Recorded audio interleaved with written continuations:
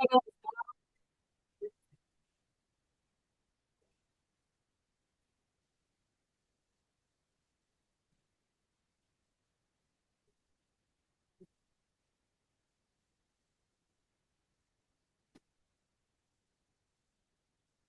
नमस्ते and welcome to my talk again and thank you for joining me and thank you for inviting मी।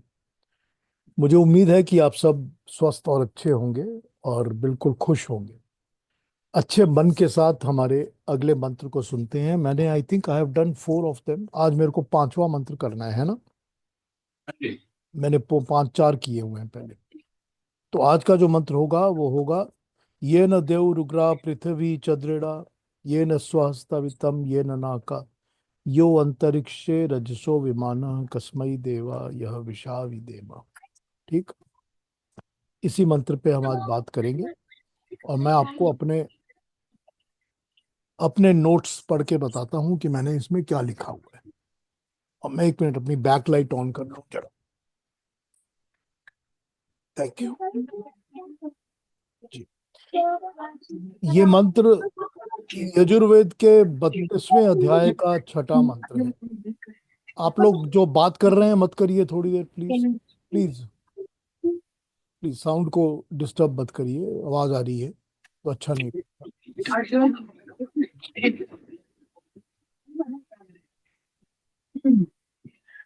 या सबको अभी mute कर दो फिर बाद में ऑन कर लीजिएगा। कैसे कर दीजिए। चलिए, I have muted you all so you can put it on whenever you want to talk again. ओम द्यौ रुग्रह पृथ्वी चद्रिड़ा ये न स्वस्तबितम ये न नाकः यो अंतरिक्षे विमानः रजसो विमानः यो अंतरिक्षे रजसो विमानः कस्मै देवाय हविषा विधेमा। यजुर्वेद के 32वें अध्याय का छठा 6th मंत्र है। मंत्र के छोटे छोटे खंडों को पहले समझ लेते हैं, फिर उसका पूरा विवेचन मैं आपको पढ़ के सुनाता हूं जो मेरे अपने नोट्स हैं। ये न उग्र देव दृढ़ा। ठीक है।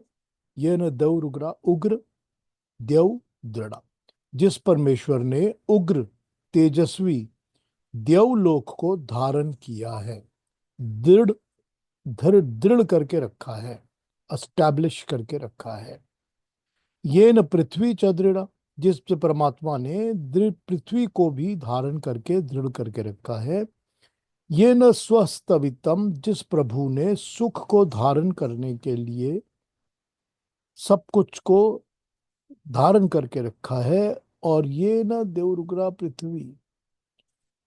ये ननाका स्तभितम। जिस परमेश्वर ने दुख रहित मोक्ष को भी धारण किया हुआ है। यो अंतरिक्षे रजसो विमान।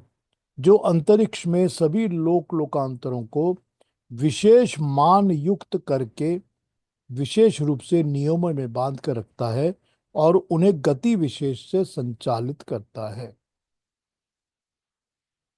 कस्मै देवा हविषा विदेवा।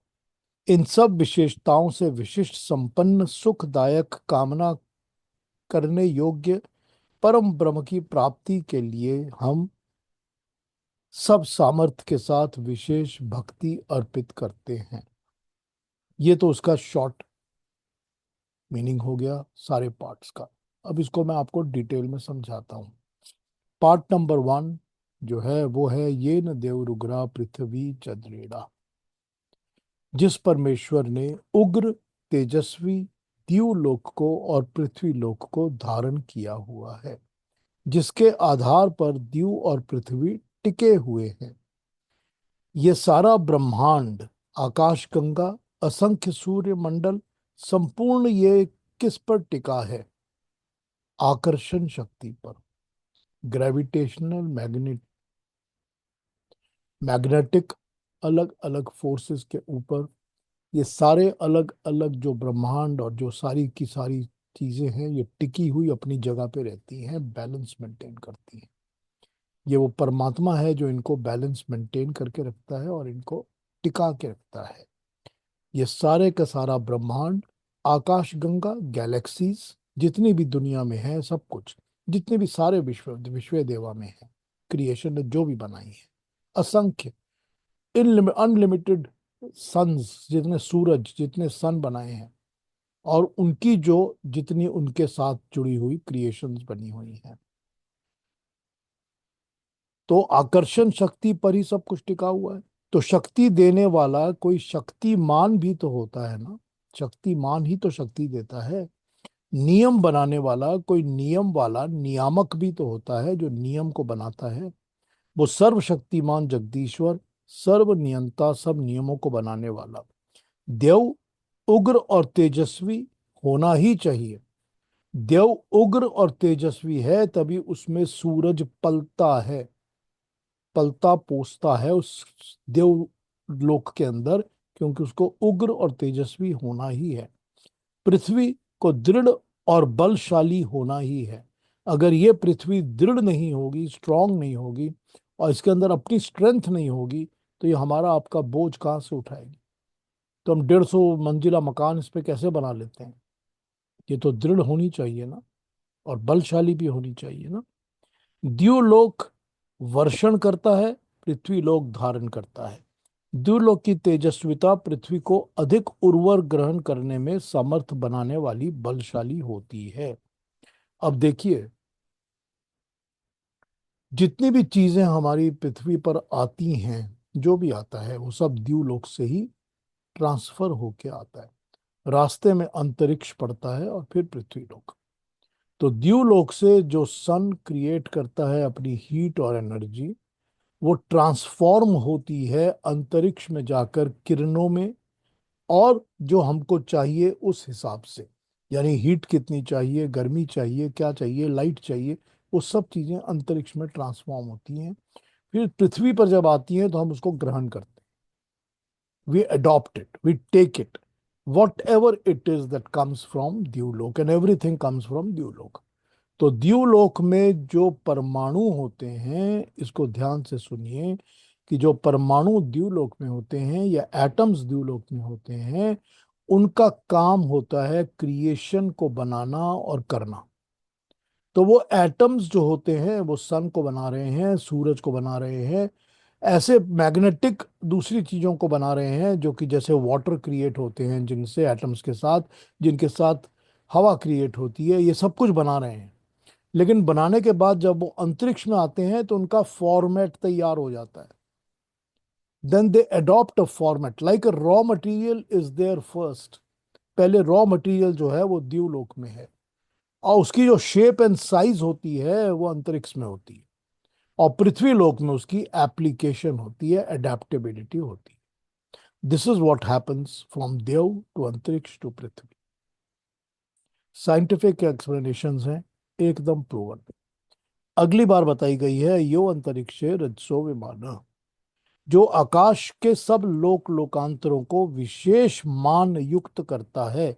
अर्थात आकाश में जैसे पंछी उड़ते हैं उसी तरह से निर्माण करता है और भ्रमण करता है जैसे पंछी भ्रमण करता है। तो वो परमात्मा जो कि अंतरिक्ष के अंदर सब चीजों को विशेष रूप से धारण करके उनका नियंत्रण करता है, उनको चलाता है। अब इसमें वर्ड आया है अंतरिक्ष रजसो विमान। ठीक, विमान का मतलब विशेष परमात्मा का गुण। विमान, विशेष मान युक्त, जिसमें विशेष किस्म की प्रॉपर्टीज होती हैं, वो विमान। विविध विशेष विशिष्ट माने निर्माण, जिस प्रकार परमात्मा में विविध प्रकार की, विविध निर्माण की मान तोल आदि सब होता है, मेजरमेंट्स, कितना वेट होना चाहिए, कितना साइज होना चाहिए, ये सब परमात्मा के अपने माइंड के अंदर होता है, ये मान है। तो जो विशेष तरह से अपने अंदर मान को रखता है, विमान का गुण उस परमात्मा में होता है। जिस परमेश्वर के मान मापदंड, माप तोल व्यवस्था आदि सब अनेक प्रकार के हैं, विशेषतः परिमाण, जैसे परमेश्वर का कोई नाप तोल परिमाण, परमात्मा का अपना कोई नाप तोल परिमाण नहीं है। लेकिन प्रभु की शक्ति, निर्माण की विविध शक्ति अनंत अचिंत, मनुष्य की विद्या बुद्धि से परे है। हमारी समझ के बहुत बियॉन्ड है ये समझना कि उसकी शक्ति क्या है, को किस तरह से ये सब कुछ प्रॉपरली बनाता है, कैसे वो बर्ड्स के अंदर एक साइज देता है उसी हिसाब से पंख देता है, हाथी को एक साइज देता है उसी हिसाब से उसकी टांगें देता है, टाइगर को एक साइज देता है फिर उसको उसी तरह की शक्ति देता है, ह्यूमन बींग्स को कैसे एक चीज देता है, फॉर्म, साइज, एवरीथिंग, उसी तरह से पेड़ पौधे, नल नाले, सबको। It is beyond our concept और बियॉन्ड आवर अंडरस्टैंडिंग कि वो परमात्मा कैसे निर्माण करता है। प्रभु की शक्ति अनंत है। पृथ्वी अपनी धुरी पर घूमती है, अपने एक्सेस पर घूमती है, तो दिन और रात का निर्माण होता है। और जब वो सूरज के चारों तरफ घूमती है तो ऋतुओं का निर्माण होता है, सीजन्स का निर्माण होता है। सब टिका हुआ है, घूम रहे हैं लेकिन बैलेंस्ड है। अलग अलग पिंडों की अलग अलग मात्राएं हैं। ये परमेश्वर का विमान का परिमाण है। मतलब अलग अलग पिंडों की पिंड, सन का अलग साइज है, अर्थ का अलग है, मून का अलग है, सब अपनी अपनी जगह में अपने अपनी तरीके से बिल्कुल बैलेंस्ड घूम रहे हैं। ये न स्वस्तविता ये न नाका, जो परमात्मा ने स्व यानी सुख को धारण किया है, और जिस परमात्मा ने दुख रहित मोक्ष को धारण किया है। स्व का अर्थ सुख होता है, तो उस परमात्मा ने जिसने सुख को धारण किया है। जैसे ही हम परमात्मा के बनाए नियमों के हिसाब से अपनी जिंदगी को चलाते हैं, हम उसके रितों का पालन करते हैं, हमको सुख मिलता है। जब हमको सुख मिलता है तो ये नाकह नाकह मोक्ष, स्वर्ग, जिसमें दुख नहीं होता, क सुख, कसमई देवा वाला क, अक दुख का न होना, नाकह दुख का अभाव, जिसमें दुख नहीं होता। तो जो दुख रहित मोक्ष है, कि सुख भी परमात्मा देता है और परमात्मा के ही थ्रू हमको मोक्ष भी मिलता है। परमात्मा के अलावा मोक्ष कोई नहीं देता, क्योंकि हमारे जन्म को, कर्मों को सब परमात्मा नियंत्रित करता है। हम कर्मों के हिसाब से आगे कौन से शरीर में जाएंगे या इस शरीर में क्यों आए हैं, ये हमारे कर्म निर्धारित करते हैं, और ये परमात्मा का न्याय निर्धारित करता है। उसके निर्धारण से ही हमको जन्म मिलता है, शरीर मिलता है। उसके निर्धारण से ही हमको सुख मिलते हैं और मोक्ष मिलता है। तो ये ननाका जो इस तरह का सुख देता है, मानसिक सुख देता है, मेंटल, बौद्धिक यानी कि इंटेलेक्चुअल, फिर सुख देता है शारीरिक यानी कि फिजिकल, जो हमारी बॉडी को फील होता है, और फिर सुख देता है आध्यात्मिक, स्पिरिचुअल, यह हमारा अंदर का जो आत्मा के साथ जुड़ा हुआ है। जब आध्यात्मिक सुख होता है तभी हमको मोक्ष मिलता है। जो हमको बॉडीली सुख मिलता है वो रूप, रस, गंध, स्पर्श, शब्द वगैरह से मिलता है। रूप से, रस से, गंध से, स्पर्श से और शब्द से। ये हमारे को 5 सुख बॉडीली सुखों में मिलते हैं। ये सुख बेसिक होते हैं, इनको हम स्थूल भुख कहते हैं। जो मानसिक बौद्धिक सुख होते हैं उनको हम प्रविवेक भुख कहते हैं। प्रविवेक मतलब विवेक से, ज्ञान से, विज्ञान से जो मिलता है, दर्शन से, साहित्य से, तर्क से, संगीत से, रस से, ये विवेक से भोगे गए हैं। इंद्रिय सुखों से ऊपर उठकर ये अनुभूति होती है, क्योंकि इनको हम फिजिकली मेजर नहीं करते। ये होते हैं हमको ज्ञान मिलना, विज्ञान मिलना, हमको मैथमेटिकल नॉलेजेस का प्राप्त होना, हमको आर्ग्यूमेंटेटिव नॉलेज, तर्क विज्ञान मिलना, दर्शन, साहित्य, संगीत, रस, विवेक, ये सारे मानसिक बौद्धिक सुख होते हैं। आध्यात्मिक सुख ट्रांसडेंटल, ट्रांसेंडेंटल और भी ऊपर के हैं। विवेक बोध बुद्धि से ऊपर, अंतःकरण चित्त के अंदर जो समा जाते हैं, बाहर के विषयों से पृथक होकर, इंद्रियों की सीमा से ऊपर उठकर, जब अपनी बॉडीली कंटेंटमेंट से हम ऊपर उठ जाते हैं, और वो नॉलेजेबल जो होती है, हमको जो नॉलेज चाहिए उसकी भूख से भी ऊपर उठ जाते हैं। उससे ऊपर उठ के हम सीधा आत्मस्थ परमात्मा में लीन हो जाते हैं। तब हमारे अंतःकरण में उस सुख की अनुभूति होती है जिसका यहाँ नाम आध्यात्म सुख कहा गया है। इसको कहा या समझाया नहीं जा सकता, इसको सिर्फ अनुभव ही किया जा सकता है। जो साधक परमात्मा चिंतन में आत्मस्थ प्रभु का अनुभव करते हैं, उन्हीं को शाश्वत चिरस्थायी सुख की अनुभूति होती है। जो परमात्मा में लीन हो जाएंगे उनको ही वो सुख मिलेगा, जिसको यहाँ पर कहा है कि ये ननाक का, जिसमें कोई दुख नहीं है और जो सीधा मोक्ष को लेके जाता है। अब हमको ये पता है कि थोड़ा सा मैं डिविएट कर लेता हूँ। यहाँ पर गीता में लिखा हुआ है कि सात्विक, राजसिक और तामसिक तीन तरह के सुख होते हैं। 1836 में, 1837 में, 1838 में ये एक्सप्लेन किया हुआ है। सात्विक सुख का आधार तपस्या, संयम, साधन, परिश्रम। सात्विक जो अच्छा होता है, जो ट्रुथफुल होता है, जो सत्य की तरफ, सत्य कौन सा? जो परमात्मा है, अल्टीमेट ट्रुथ की तरफ लेके जाता है। तो उसके लिए तपस्या करनी पड़ती है, संयम, साधना, परिश्रम। सात्विक सुखों की प्राप्ति के लिए शुरू में तपस्या, संयम अप्रिय और कष्टकारी लगता है। लगता है कि कष्ट हो रहा है, लगता है कि अप्रिय है। जब बहुत सारा इंटेंस स्टडीज करनी पड़ती हैं, मेडिकल के लिए प्रिपेयर करना पड़ता है, एग्जाम्स देने पड़ते हैं, प्रैक्टिकल्स देने पड़ते हैं, तो लगता है कि मुझको कष्ट हो रहा है, मैं बहुत ज़्यादा मेहनत कर रहा हूँ। लेकिन उसका सुख जो होता है वो सात्विक होता है। इसी तरह से जो परिणाम मिलता है संयम का और तपस्या का, वो हमेशा ही अमृत के समान प्रिय और सुखदायी होता है। इसे आत्मा बुद्धि का प्रसाद, आनंद, चैतन्य का विकास होता है। इससे अपनी आत्मा के अंदर, बुद्धि के अंदर आनंद का, अवेयरनेस और कॉन्शियसनेस का विकास होता है। जो राजसिक सुख होते हैं वो इंद्रियों के सुख होते हैं।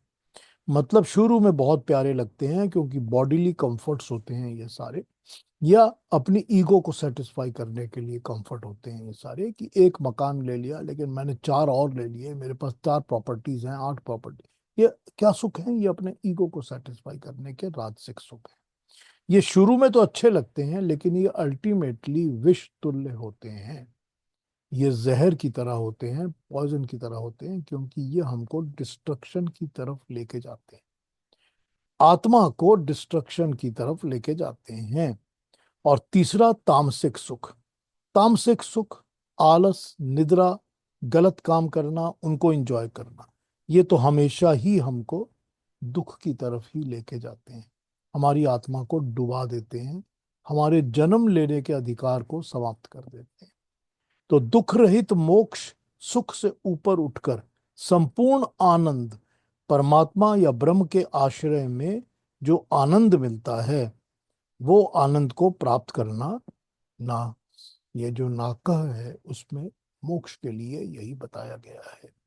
स्वस्तभितम, ईश्वर द्वारा मनुष्य के लिए दिए गए उपकरण जिससे मनुष्य रस, गंध, स्पर्श, शब्द, दृष्टि आदि सुख पाता है, उस सब की निश्चित व्यवस्था के अनुरूप उसका आधार है। मतलब ये परमात्मा ने ही बनाया हुआ है कि मैं कितना देख सकता हूँ, कितनी दूर सुन सकता हूँ, कौन सी स्मेल मेरे नाक तक आती है, कितने किलोमीटर तक आती है, कितनी नहीं आती। ये सारा कुछ परमात्मा ने बनाया हुआ है और ये सब कुछ हमको किसी न किसी लेवल पर सुख देता है, हैप्पीनेस देता है कि I am able to do this, abilities देता है। ये परमात्मा का बनाया हुआ सिस्टम है। इसके बाद मोक्ष के लिए तो भौतिक सुख नहीं रहते। जीवात्मा अपने सामर्थ्य से युक्त रहता हुआ परमेश्वर में विचरण करता हुआ ब्रह्मानंद की उपलब्धि करता है। उसके जीवात्मा के सत्य संकल्प आदि स्वाभाविक गुण और सब सामर्थ्य रहते हैं, परंतु भौतिक संग नहीं रहता। इसका मतलब यह है कि ये परमात्मा ने जितने भी सुख अलग अलग हमको दिए हैं, इन सब से जब हम ऊपर उठते हैं और आध्यात्मिक रस के साथ हम परमात्मा से जुड़ते हैं, तभी हमको मोक्ष का रास्ता दिखाई देता है। सभी सुख उसने बनाए हुए हैं, जितने सुख हैं सब उसने बनाए, चाहे वो शरीर के मिलता है, चाहे हमको आंखों से देख के मिलता है, चाहे टेस्ट बड में मिलता है, चाहे जो भी शरीर सुख हमको मिलता है, वो परमात्मा के बनाए हुए हैं। तो जैसे परमात्मा ने ये सुख बनाए हैं, हमको ये समझ आ जाना चाहिए, उसी परमात्मा ने सुख का नेक्स्ट लेवल, सुपीरियर लेवल बनाया है, जिसको हमको मोक्ष की प्राप्ति के लिए परमात्मा से मिल सकता है। ऐसे परमात्मा के लिए हम कहते हैं कस्मै देवा हविषा विधेमा। हम लोग उस सुखदायक परमात्मा की कामना करने योग्य पर ब्रह्म की प्राप्ति के लिए हविषा अपने सामर्थ्य के साथ विशेष भक्ति करते हैं। कामना का तो अंत कोई होता ही नहीं है। योग्य अयोग्य कामनाएं मनुष्य के अंतर में चलती ही रहती हैं, परंतु कामना करने योग्य तो सिर्फ परमात्मा या प्रभु है। तो किसकी कामना करें? कस्मै देवा हविषा विधेमा, उस परमात्मा। और उस परमात्मा को ही अर्पण करके अपने सारे सामर्थ्य के साथ अपने कर्म करें, भक्ति करें, दान दक्षिणा करें, परमेश्वर के परमात्मा के नाम पर करें। हम अपनी हवि, हवि जो हम हविषा, जो हम यज्ञ में हवि डालते हैं, जो हम यज्ञ में अर्पण करते हैं, वो अपने लिए नहीं करते। वो सब इदनमम होती है, दूसरों के लिए होती है। वो अग्नि में जाते ही भस्म होके फैल जाती है सारी दुनिया में। वो उसके पार्टिकल्स, उसके अणु, एटम्स सारी दुनिया में फैल जाते हैं, क्योंकि वो हमारे लिए नहीं होती, ये होती है हवि। तो हविषा विधेम, विशेष रूप से हम अपनी हवि अर्पण करें। तो उस परमात्मा को, जिसके इतने गुणों की अभी हमने बात की है, हम अपने सामर्थ्य से, अपनी कैपेबिलिटी से, अपने बेस्ट एफर्ट के साथ, ऑनेस्टी के साथ, सच्चाई के साथ अपनी हवि प्रस्तुत करें, परमात्मा के लिए पेश करें। तो यहाँ पर मन से भी, वचन से भी, कर्म से भी, अगर मन के अंदर जो भी विचार चल रहे होंगे गलत होंगे तो काम ठीक नहीं होगा। तो विचारों को पहले प्यूरिफाई करना पड़ता है, और विचार प्यूरिफाई होते हैं अच्छे ज्ञान के साथ। अगर ज्ञान ठीक होगा तो विचार ठीक होंगे, ज्ञान गलत होगा तो विचार भी गलत होंगे, और विचार गलत होंगे तो कर्म गलत होंगे, और कर्म गलत होंगे तो कर्म फल गलत होंगे। तो अपने विचारों को परमात्मा की हवि समझ के अर्पण करें कि हे प्रभु, मेरे अंदर जो भी विचार हों उनको ठीक होना चाहिए। यही गुण आपके एक छोटे से मंत्र में जो हमने आज पढ़े हैं, वो हमने याद करने हैं, और उनको याद करके समझना है कि किस तरह से हम परमात्मा के गुणों को याद करके अपनी हवि, अपनी भेंट, अपना सामर्थ्य से जो हम दे सकते हैं वो हम परमात्मा के लिए अर्पण करें। इसमें अपने लिए कुछ नहीं है, क्योंकि यहाँ सेल्फिश इंटरेस्ट कुछ नहीं होता। ये सब कुछ इधर न मम होता है, सब कुछ सारी सोसाइटी, सारी दुनिया, सारे जहान के लिए फैला दिया जाता है, दे दिया जाता है। इसी को यज्ञ कहते हैं ना, जो सबके भले के लिए हो, जो कर्म सबके भले के लिए हो, जिस कर्म में ध्यान हो, दान होना चाहिए, जिस कर्म में संगति करण सब मिलके करते हैं लोग होना चाहिए, वही यज्ञ होता है। तो उस यज्ञ की हविषा की ही बात हम यहाँ करते हैं कि कस्मै देवा, और कैसे, किस किस तरीके से हम उस परमात्मा को हवि अर्पित करते हैं। तो ये 32 का 6 यजुर्वेद का मंत्र है जिस पर हमने आज बात की, ये न देवरुगुणा पृथ्वी। अब आप लोगों ने कोई पूछना हो या कोई प्रश्न हो तो आप पूछ सकते हैं, या कोई बात करनी हो तो बता सकते हैं मेरे को। Thank you. अब अपने आप को अनम्यूट कर लीजिए।